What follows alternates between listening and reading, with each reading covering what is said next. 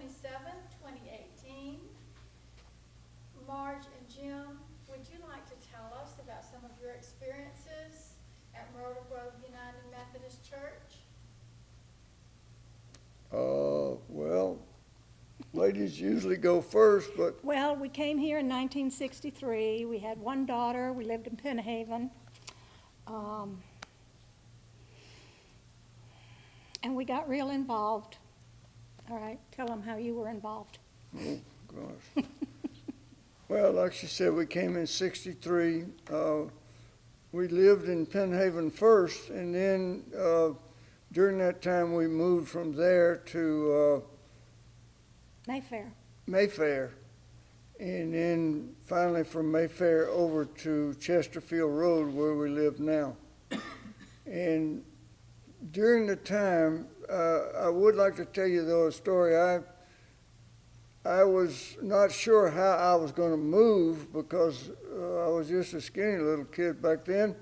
And we were getting ready to move from Norwood Drive over to Madison Drive, and I couldn't find anybody to help me. And I had just casually mentioned in the men's club that we were moving the next Saturday. And when we got up, Rule Signs and his son, RD Signs, were parked in my driveway with a trailer big enough to hold all my appliances. And they literally moved us. I just had to get out of their way. And because of that, Rule and RD and the whole Signs family became just so dear to our hearts that it was unreal. And I will tell you the follow-up to that in a minute. But first, let me say that during all that time that we were members here, we came when Vance Mason was the pastor, and then he was replaced by Rex Mixon. And we've had a score of good pastors since then, and we've had one or two that are doubtful. But I would like to say that during that time, it was my privilege to function in many of the committees and commissions of the church. I think I was chairman of Men's Club 2 or 3 times, and I was chairman of SPRC two or three times, chairman of the administrative board 2 or 3, and I was on finance committee several times and other committees too, evangelism and things like that. And they were all just a good part and extension of the church, because I met a lot of good people and had a lot of good experiences doing that. But the best time was for 8 years I taught the senior Sunday school classes, primarily 11th grade. And Rule Signs and I together were the MYF youth coordinators for about the same time, 8 or 9 years. And that was very enjoyable because I got to work with all of the youth and got to move around in sub-district and meet other youths of other churches and other people there. But it was really nice. And over the years, my church has been known as a church of prayer, and that it is. But I would like to add that it should be known as the church of love, because I have never felt love anywhere like I have in this church, and I've been members of other organizations, but I just can't tell you how much the people in this church show their love and just bond with you. And it's just hard to say, but Rule and Gloria Signs were 2 of the ones that I think of when I think of love. They exhibited it from the beginning. And I think maybe I'll stop talking unless you got questions by saying that the last thing was we were living across the street from Rule and Gloria Sign, or were until their demise.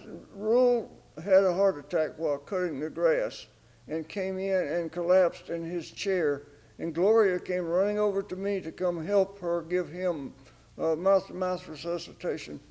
And it was too late. You could see he was already turning color. He was very gray and Rule was dead. But I took him in my arms and moved him out of the chair onto the floor, and we tried to do mouth to mouth, but it was of no avail. And then by that time, Harry Stump, his son-in-law, had shown up, and the EMTs were right behind him, and I just got out of their way and let them go ahead. But Rule was a great friend of mine. I loved him, and Gloria now is, of course, in a nursing home. Gloria died. Oh, she passed away, that's She did. right. I forgot about that. Yeah, she did. My bad. She did. Anyway, I can't say enough about this church. And who helped us move when we went from Madison Drive to Chesterfield? Oh, probably Dwayne and some others. Yep, it was Dwayne. Every place I look, there's Dwayne and Claudia, and that sure makes my day nice. It sounds as if you have done it all except preach, and your wife has done that, right?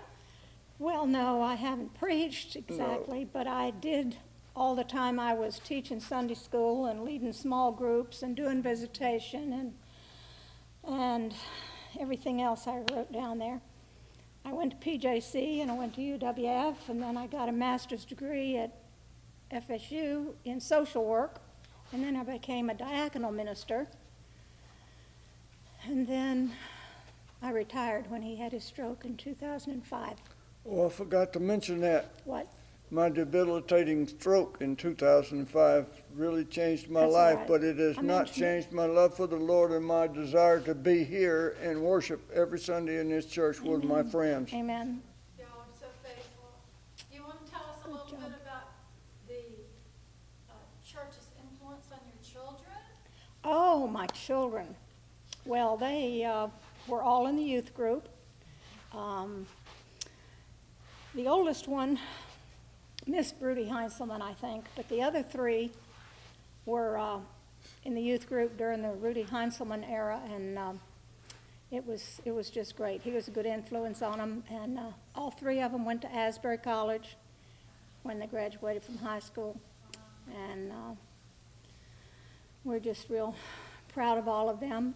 Daniel became a minister, and May I add that all of them are involved in the church yep, with their hearts. They have given their Mhm. lives to Jesus. And Elizabeth is married to a Methodist minister, and my daughter Susan works in a Baptist church, and my daughter Sharon works in a Baptist church, and my son Daniel, as she said, is a Baptist Master of Divinity and has a church up in Boston.